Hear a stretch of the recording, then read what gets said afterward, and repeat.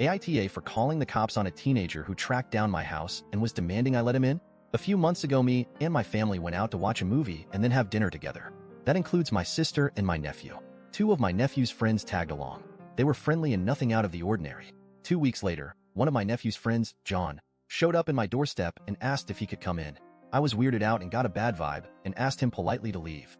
For context, I live alone with my daughter who's 11 years old, and a virtual stranger dropped by in our home unannounced. I looked by the camera and he was holding flowers and other stuff. So I figured this was just a dumb kid with my crush who thought he could woo an adult, but I asked him twice to please just leave and he wouldn't, saying he just had to see me and that he needed to tell me how much he loves me. This included a gross comment about me being a single mom. I told him I was calling the cops, and that's when he bolted. Cops later came, took my statement and just circled around to make sure he wasn't still nearby. I specified that yes, he was just a kid, but I barely knew him and he had tracked down my house and wouldn't leave until threatened. He didn't commit a crime, but the cops still dropped by his parents' house to give him a warning about not leaving private property when told to. I didn't ask the cops to do that. They just took the info I gave. I called my sister to find out his last name and who his parents were and just related that to the cops since they were asking. I just wanted to make sure he was gone. That visit they did was on them.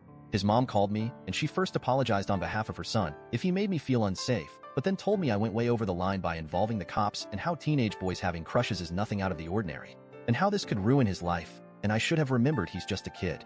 To top it off, my sister also told me I went over the top and how he's one of her son's good friends, and that I should have called her when he wouldn't leave, and she would have sorted it out.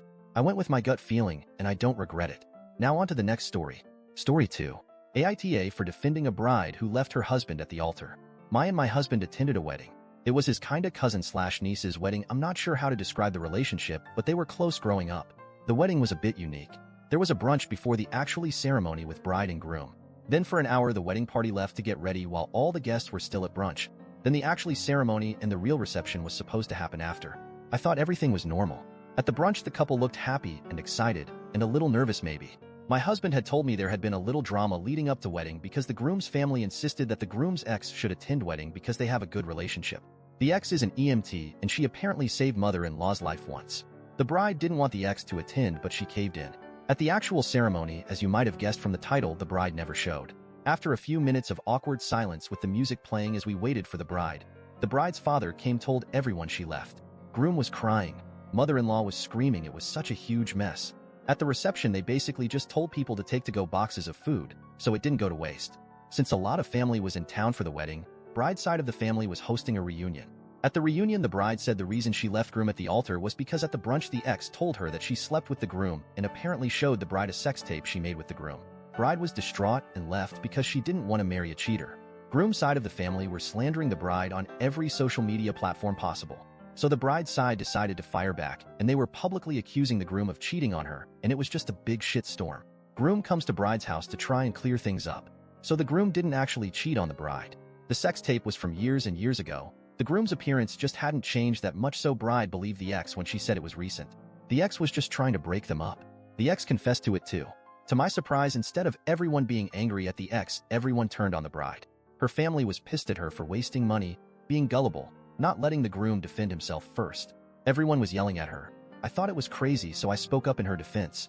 I would have believed it too if there was video evidence, plus the fact that she was practically forced into the ex attending their wedding.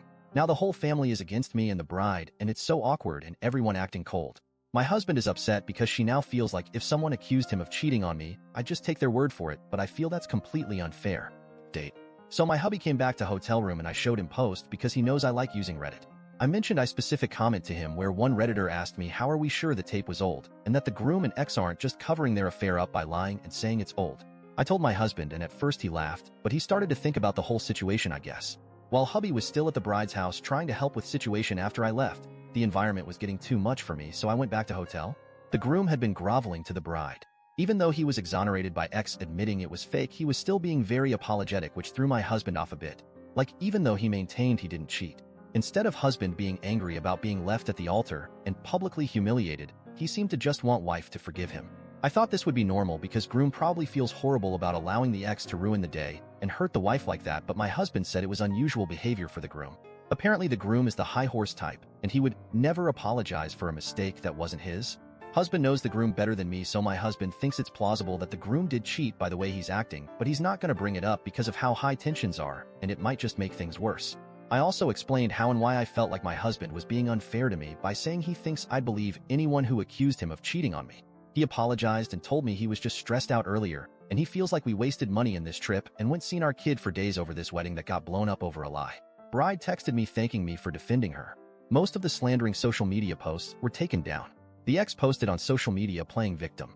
Well, not really, but she's posting like heartbreak stuff and those fucking depressed Bart Simpson memes. At her big age, the groom's mother pulled up the bride's house after I left and was threatening to burn the place down because she was mad the bride humiliated her son over a lie because it was such a huge wedding he had many co-workers and stuff there. I feel like I'm missing something, but I'm tired and it's been a long-ass day.